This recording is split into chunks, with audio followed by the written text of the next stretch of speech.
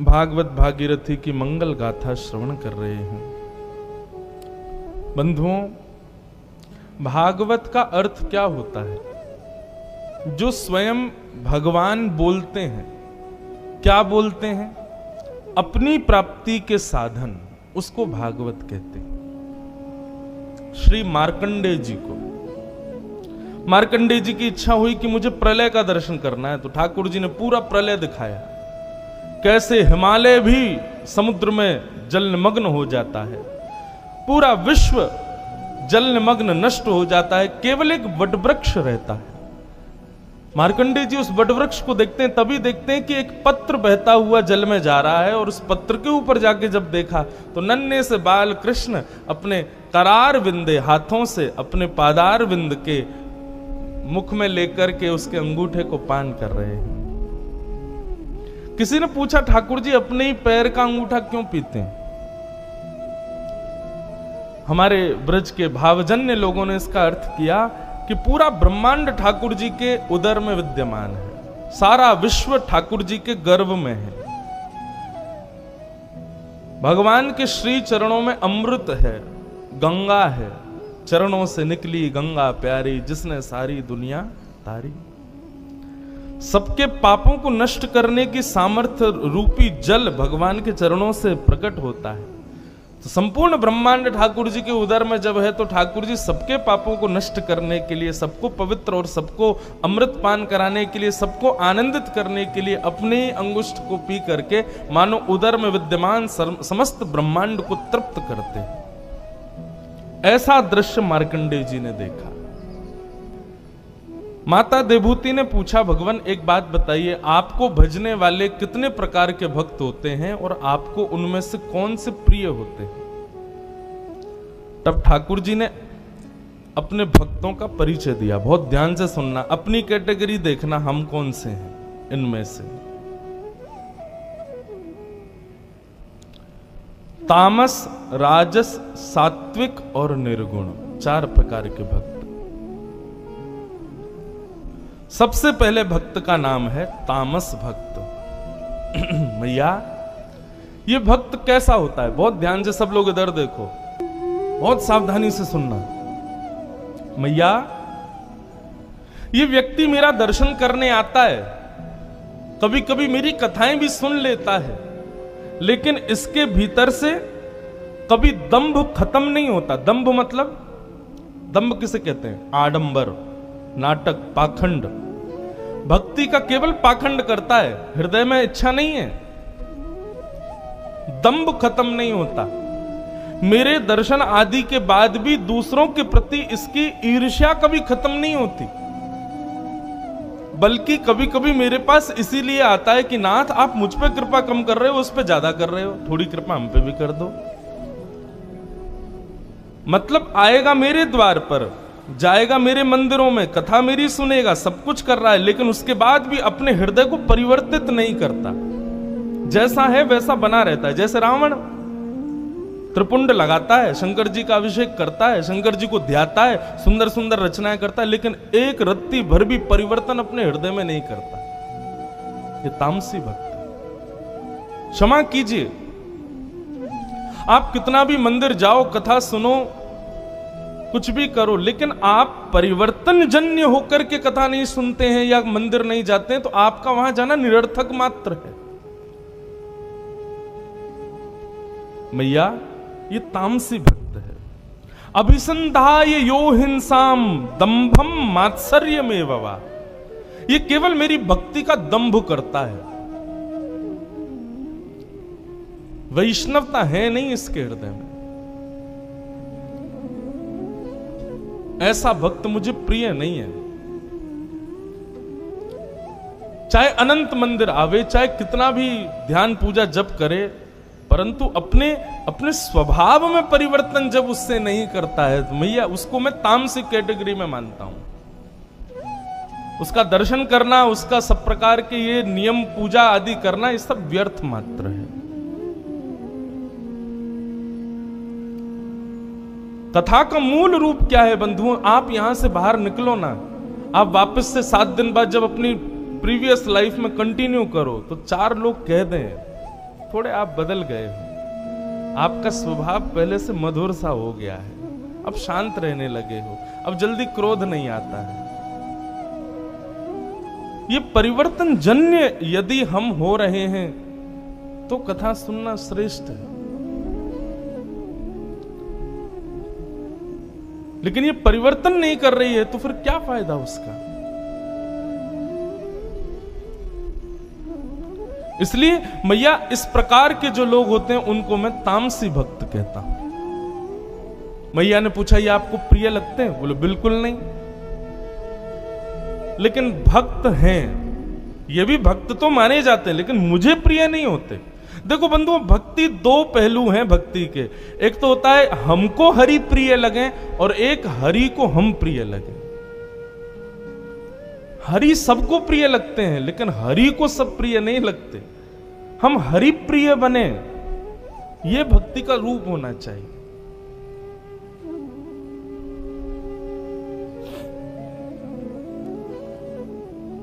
तामसी भक्त ये मुझे प्रिय नहीं, क्योंकि इस पर कोई प्रभाव नहीं हुआ भक्ति का, इसने कभी चाहा ही नहीं। केवल सदा सर्वदा से एक परंपरानुगत करता जा रहा है, कोई परिवर्तन की भावना से नहीं कर रहा है, इसलिए मुझे ये प्रिय नहीं। दूसरा भक्त राजस भक्त। राजस भक्त का लक्षण क्या होता है? बोले मैया ये केवल और केवल मुझे एटीएम मशीन समझता है। जैसे कार्ड स्पर्श कराने से, कोड डालने से एटीएम मशीन पैसा दे देती है। भगवान तो ऐसा नहीं करे एटीएम मशीन, मैं अपनी भाषा में कह रहा हूं। ये जो तामसी भक्त, राजस भक्त होता है, ये ठाकुर जी को केवल और केवल क्या समझता है कि ये केवल और केवल कृपा करने के लिए, धन देने के लिए, विपत्तियों से बचाने के लिए एक साधन है, एक यंत्र है हमारे पास। कोई विपत्ति आएगी तो ये रक्षा करेंगे, पैसे कम होंगे तो ये कृपा करेंगे। वो केवल इन्हीं कारणों से मेरी पूजा करता है कि कैसे मेरे घर में सुख समृद्धि बनी रहे, कैसे सब कुछ बढ़िया बना रहे, मैं जो चाहूं वो होता रहे, ठाकुर जी मुझ पर कभी विपत्ति ना आवे। वो केवल और केवल मुझको रक्षक समझ करके, मुझको केवल और केवल विपत्तियों से बचाने वाला, धन आदि देने वाला, विषयों की पूर्ति करने वाला जान करके केवल अपनी मनोकामनाओं के लिए मेरा भजन करता है। समझ में आ रही है बात? केवल अपनी मन की इच्छा पूर्ति के लिए मेरी स्मृति करता है और कोई कारण नहीं है उसका मेरे पास आने का।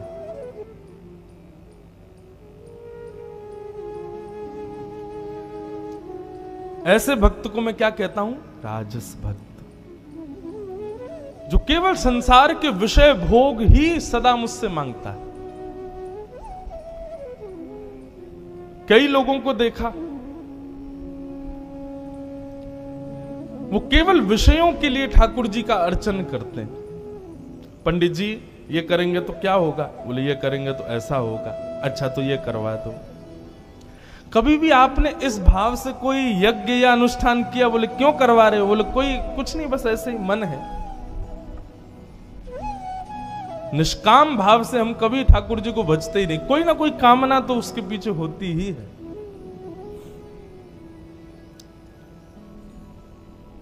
मंदिर में ध्वजा चढ़वाएंगे तो क्या होगा? बोलो बहुत यश बढ़ता है। ठाकुर जी को कपड़ा चढ़ाएंगे तो क्या होता है? बोलो उससे कीर्ति बढ़ती है। ठाकुर जी का श्रृंगार बनवा देंगे तो उससे क्या होगा? बोलो उससे आपका वैभव बढ़ेगा। ये करेंगे तो क्या होगा? ये करेंगे तो क्या? अरे कोई कामना पूर्ति नहीं होगी तो हम करते ही नहीं है।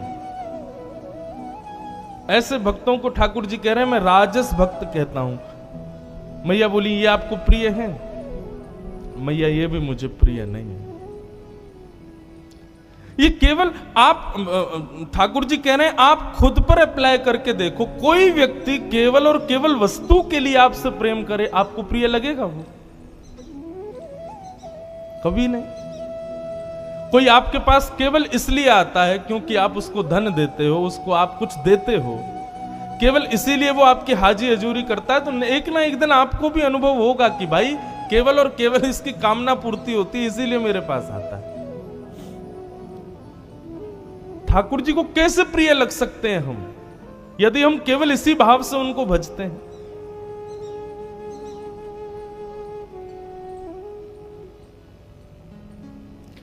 बुरा मत मानिएगा, भारत में जितने भी तीर्थ स्थान है और जहां पर कोई ना कोई कामना पूर्ति का भाव है, वहां भीड़ देखो आप,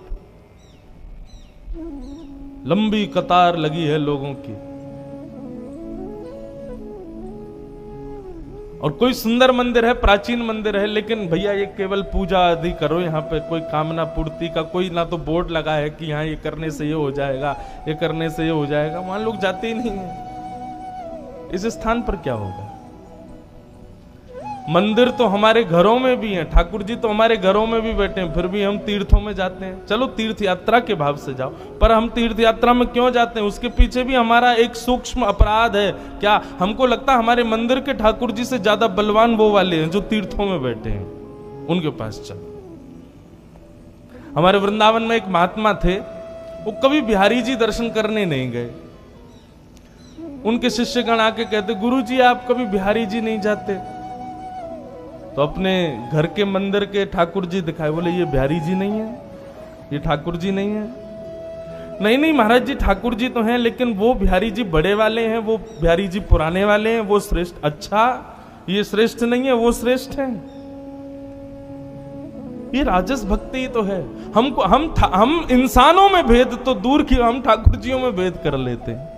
हम ठाकुर जी में भी ऊंचे बड़े, धनवान और कमजोर ये भी मान लेते हैं। कितने खतरनाक हैं हम लोग।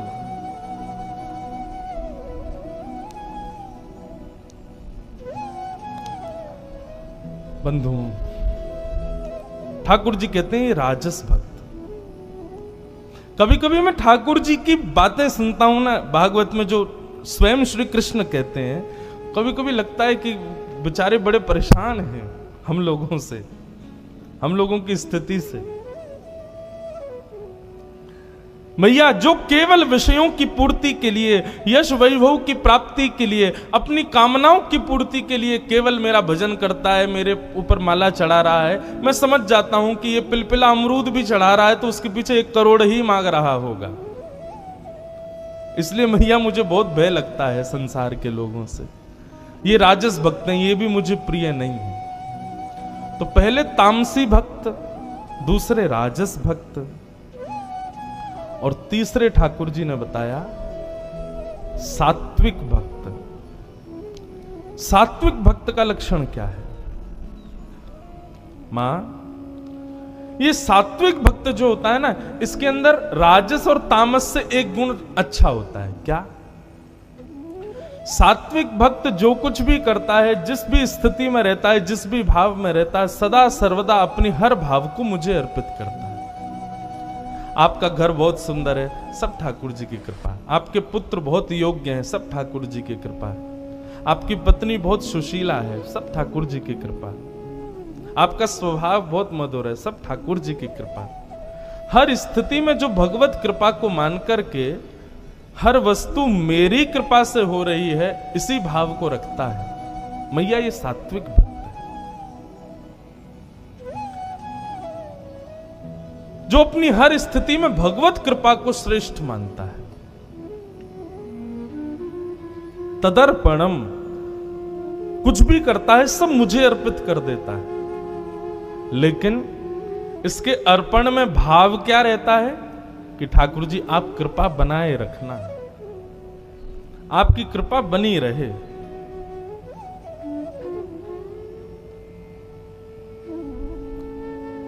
मैया ने कहा ये तो आपको प्रिय होगा ना, सब कुछ आपको अर्पित कर देता है और आपसे केवल और केवल कृपा की कामना करता है, ये तो आपको बड़ा प्रिय होगा। भगवान कपिल मुस्कुराने लगे और मुस्कुरा के बोले, मां ये भी मुझे उतना प्रिय नहीं है। सब अर्पित करता है पर कृपा की भी तो कामना है। देवूती माता बोली, तो फिर आपको प्रिय है कौन? मानो भगवान कपिल के नेत्र थोड़े सजल हो गए हों निष्काम और चौथी प्रवृत्ति के भक्तों का स्मरण करके, जिनको कहते हैं निर्गुण भक्त। मैया अब ये चौथे भक्त हैं जो मुझे अति प्रिय लगते हैं, उनके लक्षण क्या हैं? तब भगवान कहते हैं, आहा मैया, ये चौथे वाले भक्त मुझे अति प्रिय हैं। इनको मैं क्या कहता हूं? निर्गुण भक्त। और निर्गुण भक्त के लक्षण क्या है? बहुत ध्यान से सुनना बंधुओं। लक्षणम भक्ति योगस्य, जिनके अंदर भक्ति योग के लक्षण होते हैं। भक्ति योग के लक्षण से जो सदा परिपूर्ण रहते हैं। और मेरी भक्ति कैसी करते हैं? बोले अहेतुकी भक्ति। अहेतुकी भक्ति मतलब सब अच्छा ही अच्छा हो इसलिए मेरा भजन करे, ऐसा नहीं। उसके साथ कोई बहुत बड़ी दुविधा भी पड़ जाए, महान विशाल उसके जीवन में आपदा भी आ जाए, तब भी उसकी भक्ति में रंच मात्र भी फर्क नहीं पड़ता, तब भी मेरा स्मरण करता रहता है, तब भी मेरे भाव में सदा निमग्न रहता है। और सब बातों को बताते हुए मैया से कहा, मैया सात्विक भक्त तो फिर भी कृपा की आकांक्षा करता है, परंतु निर्गुण भक्त कैसा है? 4 प्रकार की मुक्ति होती है।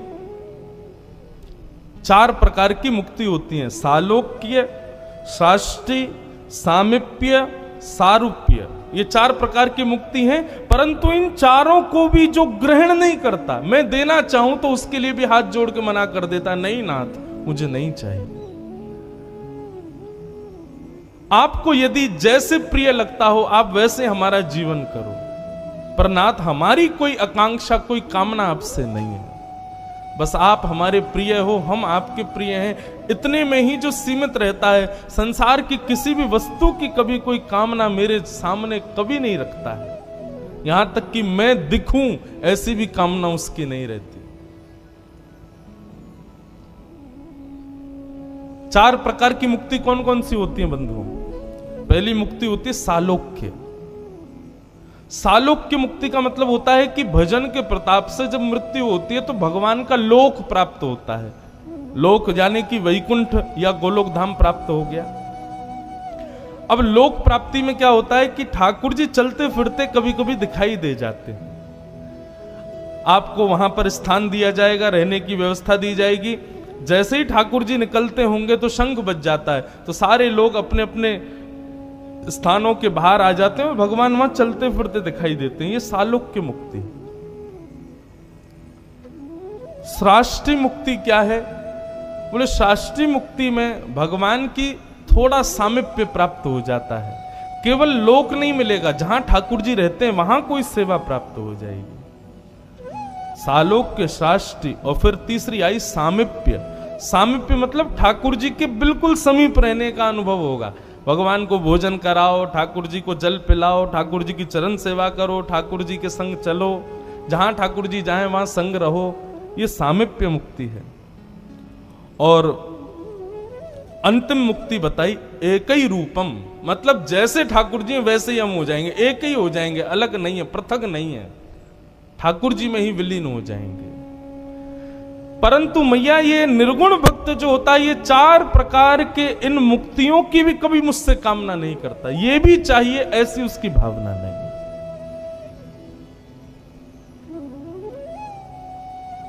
जो इतना निष्किंचन, इतने निष्काम भाव से मेरे प्रति प्रेम रखता है मैया, वो मुझे अति प्रिय है।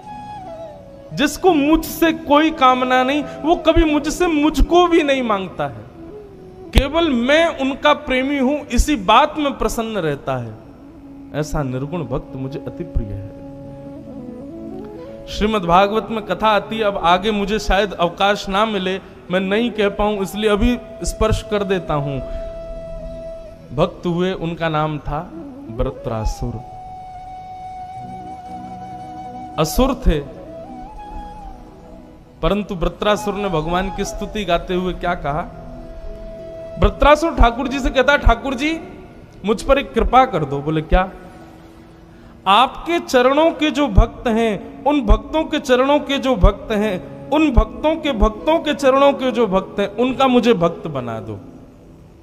ठाकुर जी बोले मैं तेरे सामने खड़ा हूं, सीधा मेरा ही भक्त बन जा। बोले ना, आपका भक्त नहीं बनना। क्यों? बोले ठाकुर जी क्योंकि सामीप्य में कुछ समय बाद प्रेम कम होने लग जाता है। कहीं मैं आपके संग रहने लगा, आपको दिन रात देखने लगा, तो मेरे नेत्रों को जो आपकी देखने की प्यास है वो धीरे धीरे कम हो जाएगी। इसलिए नाथ ऐसी कृपा करो कि विरही एकांक्षे, आपका मुझे विरह हो जाए, आपसे मेरी दूरी हो जाए, ताकि मैं आपको स्मरण करता रहूं, पर आप मुझे कभी दिखो ना, आपके स्मरण में ही रहूं, आपसे मिलने की तड़प में ही रहूं। ऐसी कृपा मुझ पर कर दो नाथ।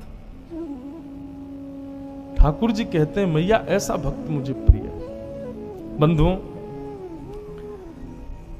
इन निर्गुण भक्तों के बहुत सारे मुझे प्रसंग हैं, अब एक आध सुना देता हूं। एक हमारे वृंदावन के एक ठाकुर जी हैं, श्री मदन मोहन लाल जी। मदन मोहन जी के एक भक्त थे, उनका नाम था सूरध्वज जी। उनको सब सूरदास कहते थे, मदन मोहन सूरदास।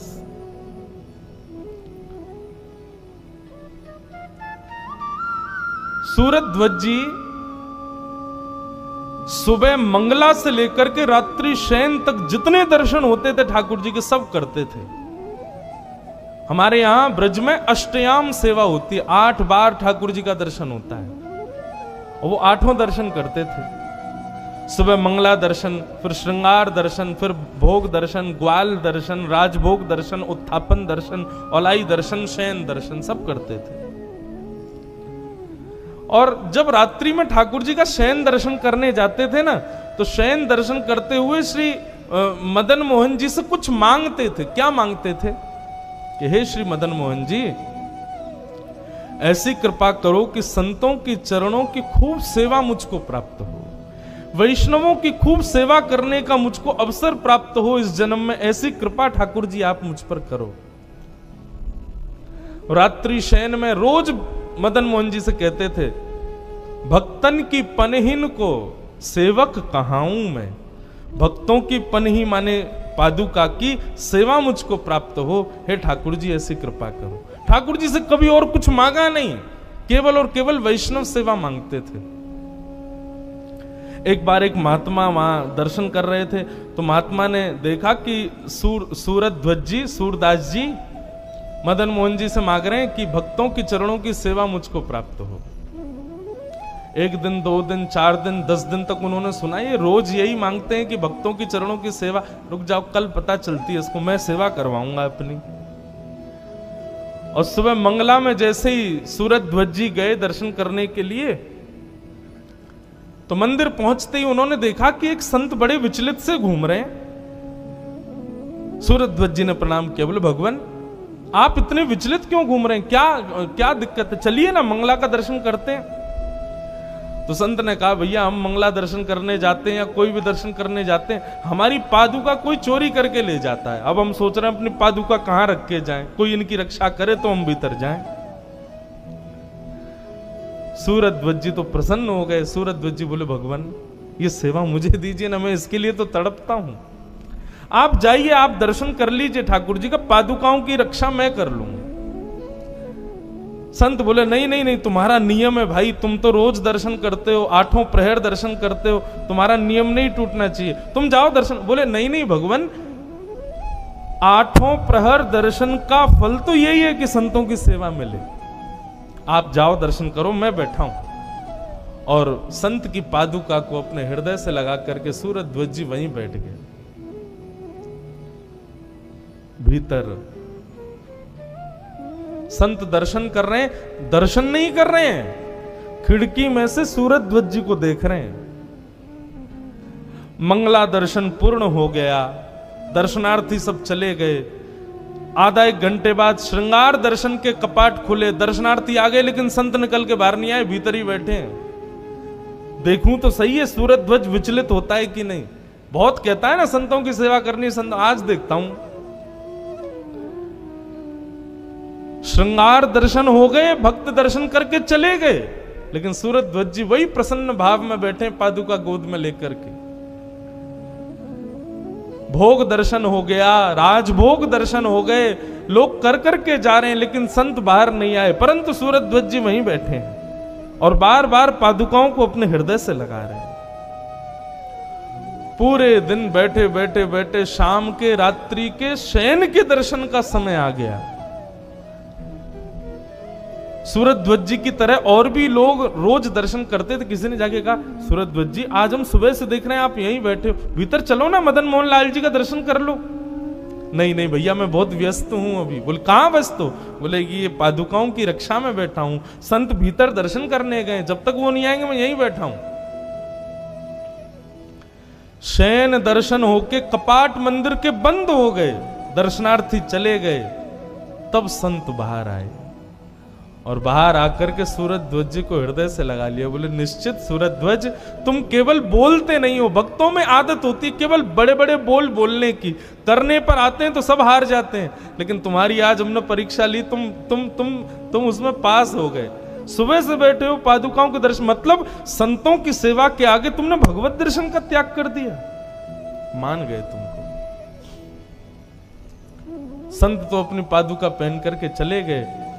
सूरजध्वज जी ने विचार किया कि आज सुबह से मदन मोहन लाल जी का दर्शन तो हुआ नहीं, 35-40 वर्ष बाद पहली बार ऐसा हुआ कि पूरे दिन मदन मोहन जी को देखा नहीं। लेकिन आज सूरजध्वज जी कहते हैं कि आज तो मुझे इतनी प्रसन्नता हो रही है कि और दिन तो मदन मोहन जी का दर्शन करने के बाद भूख भी लगती, प्यास भी लगती, लेकिन आज संतों के चरणों की पनैया की इतनी सेवा मिली कि आज तो भूख प्यास भी नहीं लगी मुझको। चलो अब जाते जाते एक बार दहली को प्रणाम तो कराऊं, मंदिर तो बंद हो गया। सूरजध्वज जी ने नेत्र बंद करके जैसे ही अपना सर दहली पर रखा तो दहली के पत्थर का अनुभव नहीं हुआ, अनुभव हुआ किसी के चरणों के अंगूठे का अपने मस्तक पर। स्पर्श करते ही सूरजध्वज जी सोचे कौन है, जैसे ही नेत्र खोल करके देखा और ऊपर नजर उठा करके देखा तो श्री मदन मोहन लाल जी प्रत्यक्ष खड़े थे सूरजध्वज जी के सामने। मदन मोहन जी ने जैसे ही दर्शन कराए सूरजध्वज जी के नेत्र सजल हो गए। मदन मोहन जी बोले, सूर मुझे ऐसी भक्ति ही तो प्रिय है, यहां संसार की कामना तो दूर की बात, मेरे दर्शन की भी कामना नहीं है मेरे भक्तों की सेवा के आगे।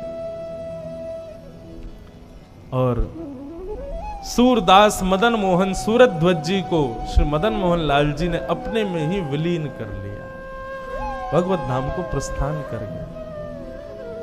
इसको कहते हैं निर्गुण भक्त। और अब यहां कथा प्रारंभ होती है उत्तानपाद राजा की, जिनके पुत्र हुए भगवान के भक्त श्री ध्रुव जी महाराज। उत्तानपाद राजा की दो पत्नियां हैं, सुनीति और सुरुचि। सुनीति से पुत्र हुए ध्रुव और सुरुचि के पुत्र हुए उत्तम। थोड़ा ध्यान से सुनिएगा।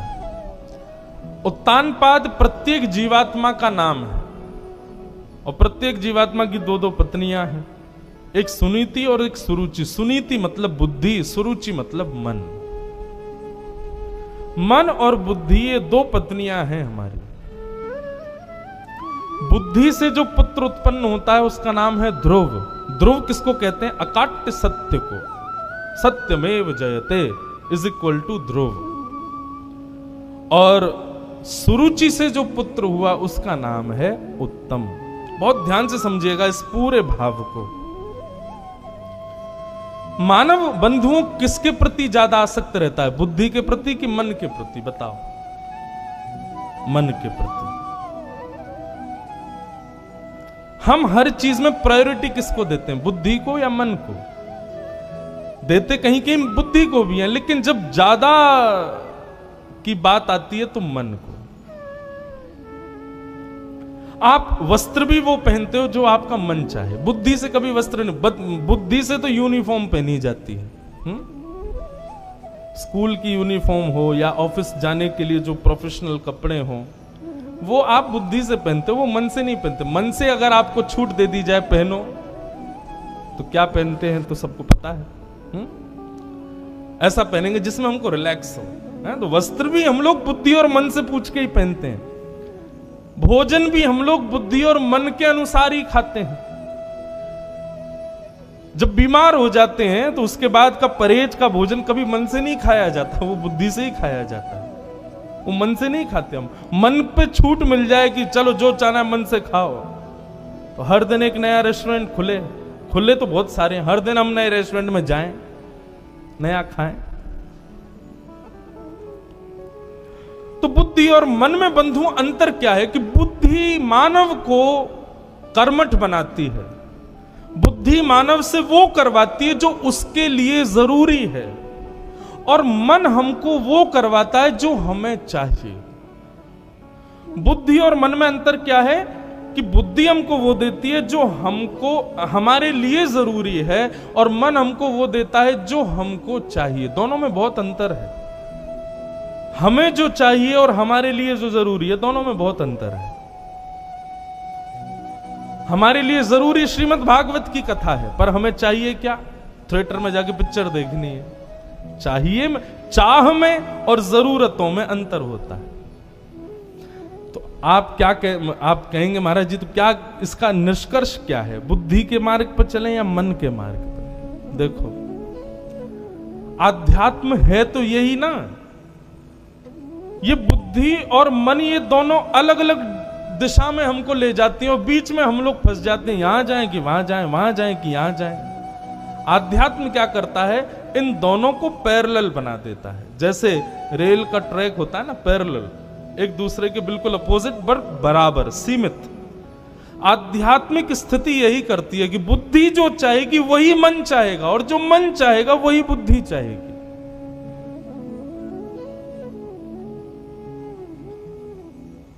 वैसे काम तो ये सांसारिक उपभोग भी यही करते हैं। वहां यदि मदिरा पीने की इच्छा बुद्धि की है तो मन की भी है, वहां पर भी यही है। परंतु आध्यात्म विवेक भी तो देता है कि क्या करना है क्या नहीं करना, और जो नहीं करना है उसमें दोनों की रजामंदी है, मन की भी बुद्धि की भी। समझ में आ रही है बात कि बाउंसर जा रही है सिर के ऊपर से? थोड़ा बहुत समझिए, दो जोर डालो नेक दिमाग पे। सोफा पे बैठ के सोना नहीं है, जोर डालो। क्या कह रहे हैं व्यास जी? यदि दोनों अलग हैं तो उसमें बुद्धि का मार्ग हमें कर्मठ बनाता है, हमें उद्यमशील बनाता है, पर मन का मार्ग आलसी बनाता है। मन का मार्ग वो देता है जिसमें हमको सुख मिले, पर आध्यात्म दोनों को जोड़ देता है। फिर जहां बुद्धि जाएगी वहीं मन जाएगा, जहां मन की इच्छा वहीं बुद्धि की इच्छा है। यही आध्यात्म की क्रिया है। पर आध्यात्म में और विषय भोगों में अंतर यह है कि आध्यात्म विवेक भी प्रदान करता है कि क्या उचित है क्या अनुचित है। संसार के उपभोग विवेक शून्य कर देते हैं, वहां पर फिर अनुचित भी उचित लगने लगता है। पर आध्यात्म ये भेद तो बता ही देता है कि उचित अनुचित क्या है। तो उत्तानपाद राजा के साथ क्या हुआ कि राजा ने बड़ी पत्नी का परित्याग कर दिया। बड़ी पत्नी कौन? सुनीति, यानी कि बुद्धि, और सुरुचि को स्वीकार कर लिया है। सुरुचि यानी कि मन। हम भी यही करते हैं, बुद्धि का त्याग कर देते हैं, मन के मार्ग पर ही चलने लग जाते हैं। अच्छा, एक और बात बताएं, जब व्यक्ति केवल मन के मार्ग पर चलता है ना, तो फिर बुद्धि भी फिर असहाय हो जाती है। वो कहती है मैं क्या करूं, ठीक है इसको मन की माननी है, तो बुद्धि भी फिर राजी हो जाती है। मन के मार्ग पर राजा चलने लगे, छोटी पत्नी के प्रति आसक्त हो गए। बड़ी पत्नी ने जन्म दिया ध्रुव नाम के पुत्र को। एक दिन ध्रुव जी अपने सब मित्रों के साथ खेल रहे थे, तब बच्चों ने पूछा, ध्रुव तुम्हारी मां को तो हमने देखा, लेकिन तुम्हारे पिता कौन है? पिता का नाम सुनते ही ध्रुव जी आज अपनी मां के पास आए और बोले, मां मेरे पिता कौन है? मां ने सोचा कब तक छुपाऊं, आज तो बता देती हूं। बाहर आकर के महल दिखाया और कहा, बेटा इसमें जो राजा बैठते हैं ना हमारे नगर के, वही तुम्हारे पिता हैं। ध्रुव जी महाराज एक दिन समय जान करके अपने पिता से मिलने के लिए जैसे ही महल में गए तो देखा उनकी गोद में छोटा सा बालक बैठा है। ध्रुव जी तो थोड़े चिढ़ गए, बोले कि मेरा अधिकार है अपने पिता की गोद में बैठने का, दूसरा बालक कैसे बैठा है? परंतु वो छोटी मां का पुत्र था। ध्रुव जी जैसे ही पिता की तरफ जाने लगे, छोटी मां ने रोक दिया और कहा कि उनकी गोद में बैठना है तो मेरे गर्भ से जन्म लेना पड़ेगा। वन में जाओ, भगवान का भजन करो, भगवान जब प्रसन्न होकर कहें कि वरदान मांगो तो कहना कि मैं छोटी मां के गर्भ से जन्म ले लूं। मेरे गर्भ से जन्म लेकर के आओगे तब पिता की गोद में बैठोगे। ध्रुव जी महाराज रोते रोते अपनी मां के पास गए। मां को जब पूरी बात पता चली तब मां ने ध्रुव को समझाया, बेटा श्रोता 4 प्रकार के होते हैं, बहुत ध्यान से सुनना। सुनने वाले श्रोता 4 प्रकार के होते हैं। कौन कौन से? चातक, हंस, सुक और मीन। 4 श्रोताओं के लक्षण कैसे होने चाहिए? पहला लक्षण होता है चातक। चातक पक्षी का स्वभाव क्या होता है बंधुओं? वो मर जाएगा पर जीवन में कभी किसी नदी के जल को नहीं पी सकता। वो जीवन पर्यंत केवल और केवल स्वाति का जल ही पीता है। वर्षा की प्रथम वर्षा का जल जो गिरता है वही पीता है। और चातक पक्षी का एक और लक्षण होता है, वो ज्यादातर पहाड़ों में मिलते हैं। जब वो चहकते हैं ना तो उनके मुख से आवाज आती है, तो ध्यान से सुनो तो ऐसा लगता है बोल रहे हो, प्यासा हूं, प्यासा हूं, प्यासा हूं। वो ऐसे ही चहकते। तो जब वो सुबह सुबह चिल्लाते हैं तो सारे पक्षी कहते हैं, अरे पूरे दिन तुम ऐसे चिल्लाते हो, प्यासा हूं, प्यासा हूं। जाओ, नदी बह रही है, गंगा जी बह रही है, जमुना जी बह रही, पोखर तालाब भरे, कहीं पी लो पानी। कहता है नहीं, जब काले काले मेघ आएंगे, गरज करके बरसेंगे और ऊपर से स्वाति का जल जब गिरेगा तब मैं उसको पीऊंगा, तब मेरी प्यास बुझेगी। मतलब वो इतना प्रेमी होता है वर्षा के जल का कि उसके आगे वो नदियों के जल को भी नहीं पीता है। कहने का अभिप्राय, श्रोता कैसा होना चाहिए? प्यासा तो वो हमेशा है ही, लेकिन उसको कोई कहे तुम मनोरंजन के लिए ये सुन लो, ये सुन लो, ये सुन लो, बोले नहीं, इन सब से मेरा काम नहीं चलने वाला। अहमदाबाद में भागवत की कथा होगी, मैं जाकर के जब श्रवण करूंगा तब मेरी प्यास बुझेगी। राम कथा होगी, व्यास जी आएंगे, सुंदर पंडाल लगेगा, वैष्णव जन बैठेंगे, मैं वहां जाकर के जब सुनूंगा तब मुझे निवृत्ति मिलेगी। मतलब उसको सुख देने के लिए, उसको शांत करने के लिए अनंत उपाय बताए जाएं, पर फिर भी वो केवल प्रतीक्षा करे कि कब श्रीमद् भागवत रूपी मेघ गरजेगा और मैं उसको श्रवण करूंगा तब मेरी प्यास बुझेगी। ये श्रोता का प्रथम लक्षण, यानी कि चातक। श्रोता का दूसरा लक्षण होता है सुख। सुख यानी कि तोता। सुख का लक्षण कैसा होता है? बोलो तोता राम राम, बोलो तोता राधे राधे, बोलो तोता कृष्ण कृष्ण। जो तोते से बोलो बोलता है। मतलब श्रोता कैसा होना चाहिए? वक्ता ने जो सुनाया यदि कोई उससे पूछ ले तो यथार्थ सुना दे, ये सुना मैंने, ये मुझे प्राप्त हुआ। सुख के भांति एक एक विषय को ग्रहण कर ले, ये श्रोता का दूसरा लक्षण है। श्रोता का तीसरा लक्षण होता है हंस। हंस का स्वभाव क्या है? हंस नीर क्षीर को विलग कर देता है।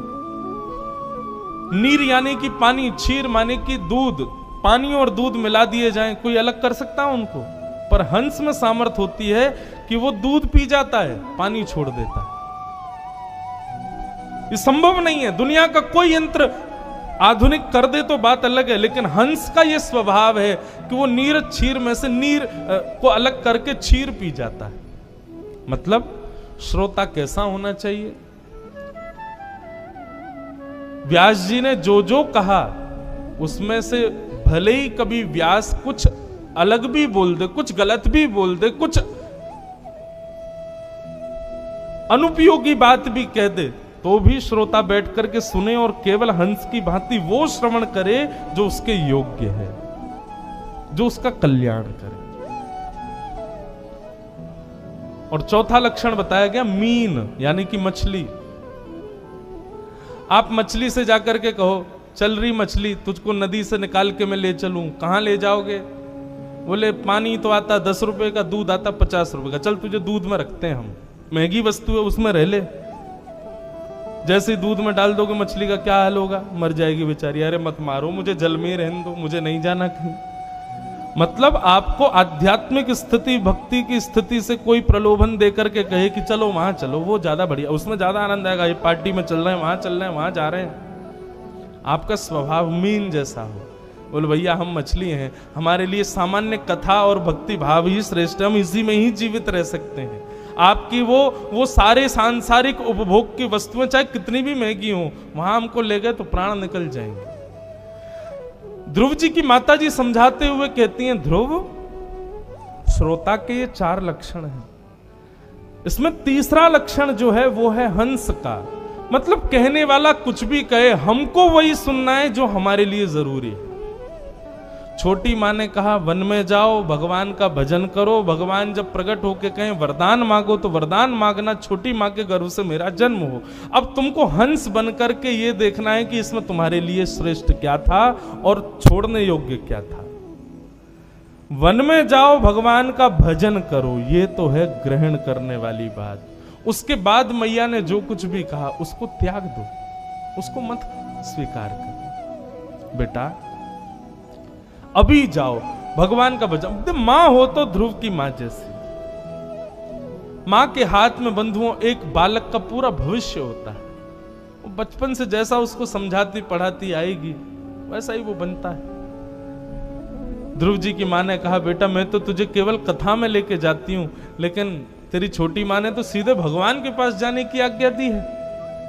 प्रणाम करके जाना छोटी मां को, तुम्हारी गुरु है वो।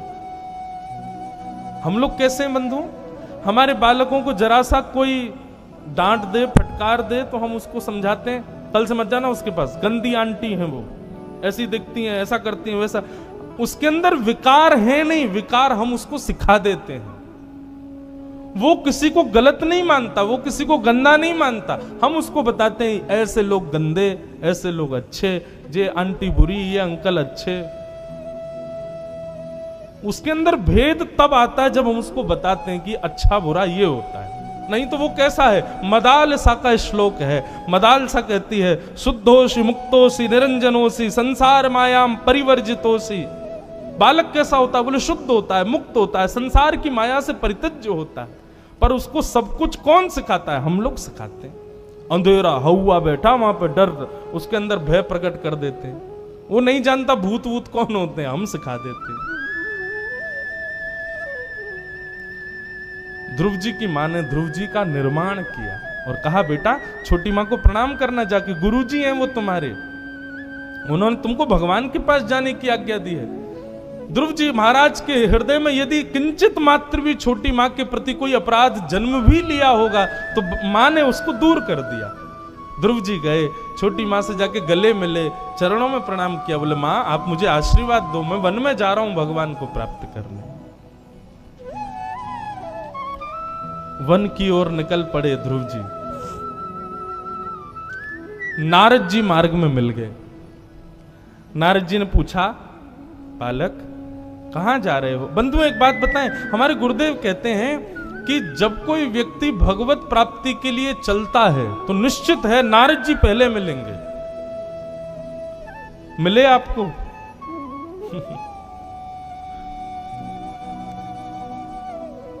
अब आप लोग मुस्कुराए क्यों पता है?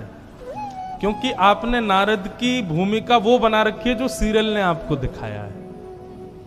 तंबूरा हाथ में लिए होंगे, जटा बननी होगी, नारायण नारायण ऐसे बोलते हुए नारद जी मिलेंगे? नहीं। नारद वो नहीं है। नारद कौन?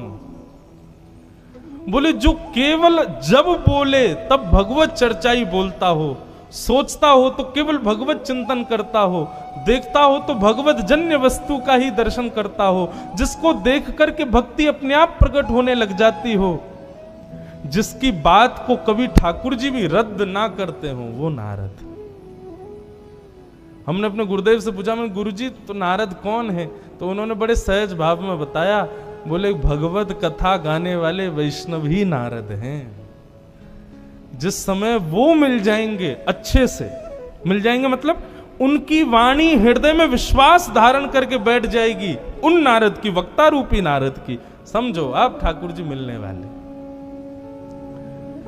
यदि कोई गुरु, कोई वैष्णव किसी की वाणी प्रभाव डाल रही हो हृदय पर, और एक और बात ध्यान रखना, उसकी वाणी सुनकर के वो प्रिय लग रहा हो तो अपराध है, उसकी वाणी सुन के ठाकुर जी प्रिय लग रहे हो तो श्रेष्ठता।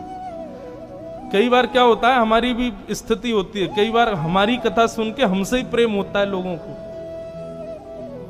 मैं कहता हूं तुम तो बेटा नरक, तुमको तो डंडे पड़ेंगे, हम में तुमसे ज्यादा पड़ेंगे, ठाकुर जी इतना मारेंगे। तो तुमको हमने कथा सुनाने भेजा था कि खुद से प्रेम कराने भेजा था दुनिया में? किसी की वाणी सुन के वो उसके प्रति सम्मान हो, उसके प्रति सूक्ष्म प्रेम हो, ठीक है, लेकिन केंद्र में तो ठाकुर जी ही होने चाहिए। अरे भाई, आपकी बेटी का ब्याह किसी से कराने के लिए एक बिचौलिया आया और बिचौलिया ने बताया वो लड़का बहुत बढ़िया, उससे अपनी बेटी का ब्याह करा दो, लेकिन बेटी को बिचौलिया ही पसंद आ गया तो फिर अपराध है ना। तो भैया ये वक्ता ये सब नारद हैं, और ये नारद कौन है? ये बिचौलिया हैं। हम तो आए हैं ठाकुर जी के प्रस्ताव रखने के लिए कि उनसे प्रेम करो, लेकिन कोई हमसे ही रीझ रहा हो, हमको ही सर्वस्व मान रहा हो तो फिर अपराध है ये तो। नारद कब मानो कि हमें मिल गए? जिसकी वाणी सुन करके, जिसका दर्शन करके, जिसके वचनामृत सुन के राघव और प्रिय लगे, माधव और प्रिय लगने लग जाए, समझ जाना अब नारद हमको मिल गए। रामायण जी का प्रसंग आता है कि विभीषण जी अपने भवन में बैठे थे और श्री हनुमान जी महाराज लंका में घूम रहे थे, पहुंचे पहली बार। तो जैसे विभीषण जी का घर देखा तो बाहर देखा धनुष बाण अंकित हैं और सुंदर घर में तुलसी का पौधा लगा है, अगरबत्ती की सुगंधी आ रही है, सुंदर राम राम ध्वनि चल रही है।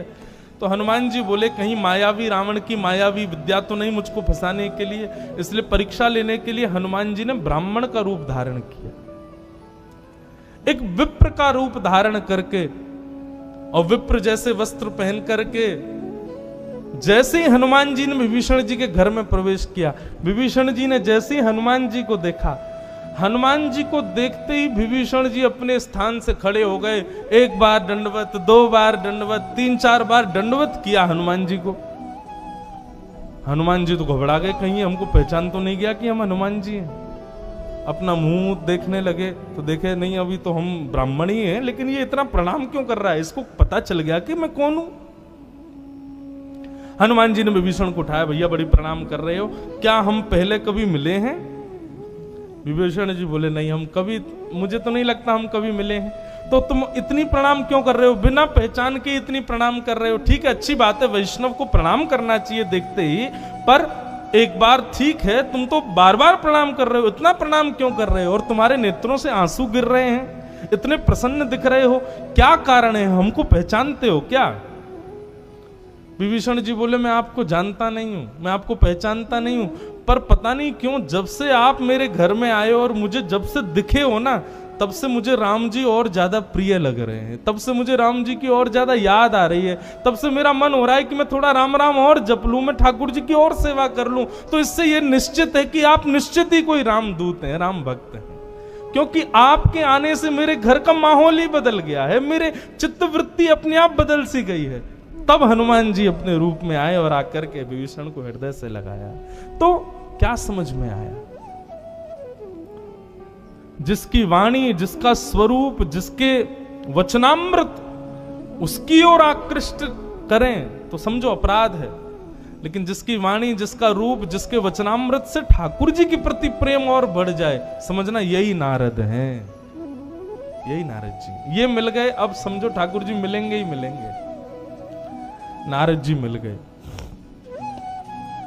ध्रुव जी से कहा कहां जा रहे हो? बोले वन में जा रहे हैं भगवान का भजन करने। अच्छा, क्या भजन करोगे? बोले पता नहीं, बस करेंगे। तब नारद जी ने उनको 12 मंत्र प्रदान किया। ओम नमो भगवते वासुदेवाय। जाओ बंधुओं, ये 12 मंत्र भगवत प्राप्ति का सर्वोत्कृष्ट साधन है। इसका जितना हो सके जप किया करो, जितना हो सके इस भाव को जपा करो, ठाकुर जी के प्रेम भाव स्मृति करके। ध्रुव जी महाराज वन में गए, वन में जाकर के द्वादशाक्षर मंत्र का खूब जप किया। ओम नमो भगवते वासुदेवाय। वर्णन आता है 1 महीने तक ध्रुव जी महाराज ने 3 दिन व्रत करके और चौथे दिन केवल कपित्त फल खाकर के भगवान का भजन किया। 1 महीना पूर्ण होने पर दूसरे महीने में श्री ध्रुव जी महाराज ने 6 दिन व्रत करके 1 दिन केवल पत्ते खाकर के भजन किया। तीसरे महीने में ध्रुव जी महाराज ने 9 दिन तक व्रत करके 1 दिन में केवल जल पी करके भजन किया। 5वां महीना जैसे ही प्रारंभ हुआ चौथा महीना जैसे ही प्रारंभ हुआ, ध्रुव जी महाराज ने 12 दिन तक ना कुछ खाते हैं ना कुछ पीते हैं, केवल 12 दिन में श्वास लेकर के भजन करते हैं। एक बार श्वास लेते हैं केवल 12 दिन में।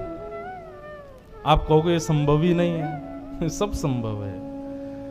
अब नन्हे से बालक का वन में जाना भी तो असंभव है ना, लेकिन ठाकुर जी जिससे मिलने का मन बनाते हैं वो सब कर लेता है, और जिससे मिलने का मन नहीं बनाते वो 4 घंटे एक आसन पे बैठ भी नहीं पाता है।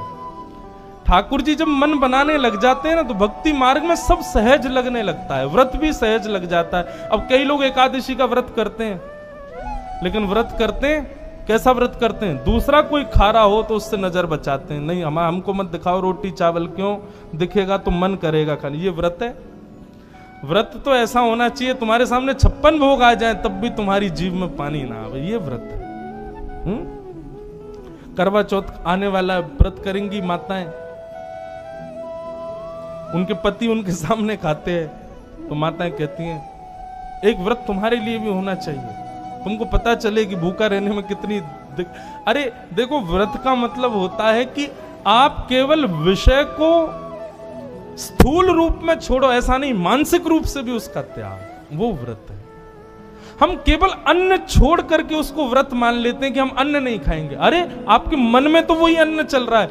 व्रत की प्रणालिका कहती है आप व्रत कर रहे हो लेकिन किसी वस्तु को देख के जीभ में पानी आ रहा है, उसी समय आपका व्रत टूट जाता है। तो ऐसे व्रत रखने से क्या फायदा? आज 4 बजे के बाद भोजन नहीं करना, सूतक लग जाएगा, पहले ही खा लेना जितना खाना है।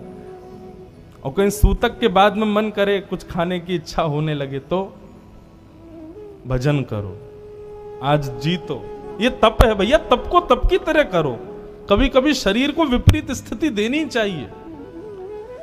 ध्रुव जी महाराज 5वें महीने में प्रवेश कर गए। महाराज अब तो ना खाते हैं ना पीते हैं, केवल एक बार श्वास भीतर लेते हैं और फिर 12 दिन तक कुछ नहीं खाते पीते।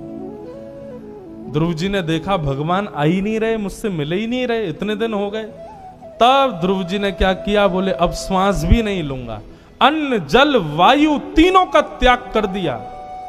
और जैसे ही भगवान का भजन करने लगे, आकाश में देवता दौड़े दौड़े भगवान के पास गए, बोले भगवान नन्ना सा ध्रुव आपको स्मरण कर रहा है, आप जाकर के उसको दर्शन दे दो। भगवान बोले ध्रुव जी को दर्शन देने नहीं जाएंगे, ध्रुव जी का दर्शन करने जाएंगे, हम ध्रुव जी से मिलने जाएंगे। बंधुओं, यही भक्ति की चरम स्थिति होनी चाहिए। मैं ठाकुर जी से मिलूं ऐसी भावना नहीं, स्वयं को इतना श्रेष्ठ बनाओ, ठाकुर जी मन बनाए आपसे मिलने का। ध्रुव जी की भक्ति में ऐसा क्या था बंधुओं कि 5 महीने में भगवान आ गए। आप कहोगे व्रत था। संसार में कितने लोग हैं जो भोजन ही नहीं करते, भोजन ही नहीं कर पाते, उनको क्यों नहीं मिल रहे भगवान? कितने लोग योग साधना करते हैं, हिमालय पर बैठ करके खूब तपस्या करते हैं, ठाकुर जी उनको तो मिल नहीं पा रहे, पर ध्रुव जी को 5 महीने में मिल गए। क्यों? ध्रुव की भक्ति में ऐसा क्या था? नोट कीजिएगा इस बात को, बहुत ध्यान से सुनिएगा। ध्रुव की भक्ति में व्रत प्रधान नहीं था, ध्रुव की भक्ति में छोटी आयु है ये प्रधानता नहीं थी, ध्रुव जी एक राजा के पुत्र हैं ये प्रधानता नहीं है, ध्रुव जी का हृदय पवित्र है ये प्रधानता नहीं है, ध्रुव जी के सारे गुण प्रधान नहीं है। ध्रुव जी की भक्ति में केवल एक विशेषता है, क्या? ध्रुव जी ठाकुर जी से मिलने के लिए उत्सुक बहुत है, उनकी उत्कंठा प्रधानता है। ध्रुव जी हर महीने में जो अपना भजन की रीति बदल देते हैं। क्यों? क्योंकि वो सोचते हैं ऐसे नहीं मिल रहे तो ऐसे मिलेंगे, ऐसे नहीं मिलेंगे तो वैसे मिलेंगे। आप कितने डेस्परेट हो मिलने के लिए, ये आपकी भक्ति में ज्यादा जरूरी है। आपका व्रत करना, नियम करना, तिलक लगाना, साधना करना, ये नहीं, आप उसमें उत्कंठा कितनी है, उत्सुक कितने हो, वो जरूरी। जैसे ऐसा नहीं है उत्सुकता हमारे अंदर नहीं आती, आती है। संसार में सांसारिक उपभोगों को करने में खूब उत्सुकता रहती है। किसी लड़के को अपनी मनपसंद कन्या से ब्याह करना हो, कितना उत्सुक रहता है। उससे ब्याह करने के लिए मैया को मना, पिता को मना, बुआ को मना, चाची को मना, सबको मना, सबके आगे घुटने टेक देता है। ये उत्सुकता ठाकुर जी के लिए हुई कभी? अपनी प्रिय वस्तु पाने के लिए बालक पूरे घर को अधर कर देता है। अरे कहां तक कहीं पिता कह दे 99% लेके आ तो ये दिलाऊंगा, तो उत्सुकता से पढ़ना प्रारंभ कर देता है वस्तु की प्राप्ति में। कहने का अभिप्राय, ध्रुव जी की भक्ति में नियम साधन की विशेषता नहीं है।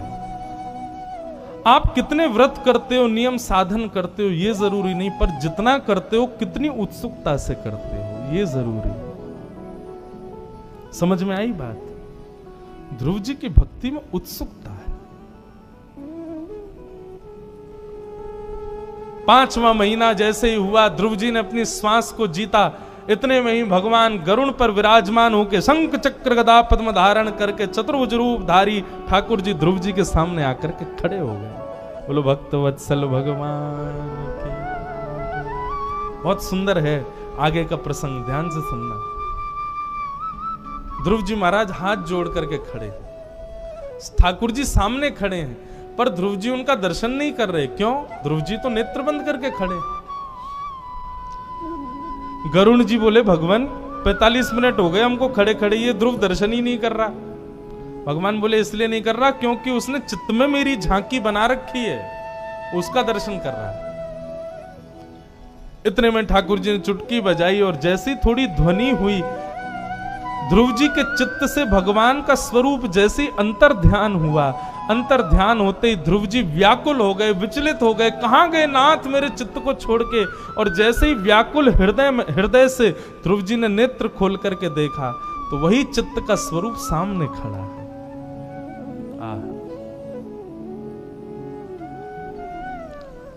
मधुर ठाकुर जी की छवि देख करके बंधुओं, अब भागवत में श्री सुखदेव जी वर्णन करते हैं, परीक्षित, ध्रुव जी ने जब भगवान का दर्शन किया तो सबसे पहले क्या हुआ ध्रुव जी के साथ? सबसे पहली स्थिति क्या है ध्रुव जी की? बहुत ध्यान से सुनना। ध्रुव जी ने जैसे ही देखा सामने भगवान खड़े हैं, सबसे पहले तो ध्रुव जी भगवान के मुखमंडल को देखने लगे और देखते देखते देखते ध्रुव जी के मन में आने लगा ये कितने प्यारे हैं। अच्छा, ध्रुव जी की उम्र कितनी है? 4.5 वर्ष के हैं ध्रुव जी, 4.5-5 वर्ष का बालक। अब इमेजिन करो, आपने 4.5-5 वर्ष के बालक देखे हो, कितने चंचल होते हैं।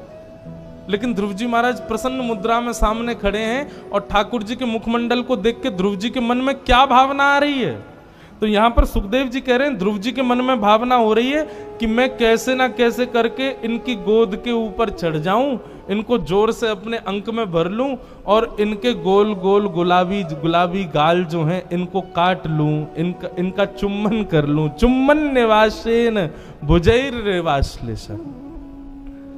सुखदेव जी कहते हैं ठाकुर जी का रूप ऐसा है परीक्षित कि एक 4.5 वर्ष का बालक, जिसको यह भी नहीं पता आलिंगन किसको कहते हैं, जिसको यह भी नहीं पता कि त्वचा का स्पर्श किसको कहते हैं, जिसको यह भी नहीं पता सुंदर कुरूप किसको कहते हैं, उस ध्रुव के मन में यह भाव आ रहा है कि मैं गोद में चढ़ करके इनके सुंदर गालों को काट लूं। सुखदेव जी कहते हैं परीक्षित, लोग गोपियों पर प्रश्न उठाते हैं कि वो भगवान से प्रेम करती हैं। अरे ठाकुर जी का रूप ऐसा है कि नन्हा सा बालक ध्रुव भी उनके रूप पर मोहित हो सकता है, तो गोपियां क्यों नहीं होंगी?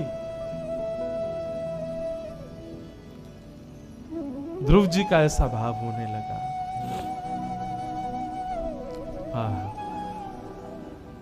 भगवान ने कहा ध्रुव खड़े खड़े देखते रहोगे, कुछ बोलोगे भी? ध्रुव जी बोले हम छोटे से बालक हैं, हम पे तो बोलना आता नहीं है। तब भगवान ने उनको समीप बुला के अपना शंख स्पर्श कराया और श्री ध्रुव जी महाराज ने अद्भुत वेद वेदांतों का ज्ञान होते ही भगवान की स्तुति गाई।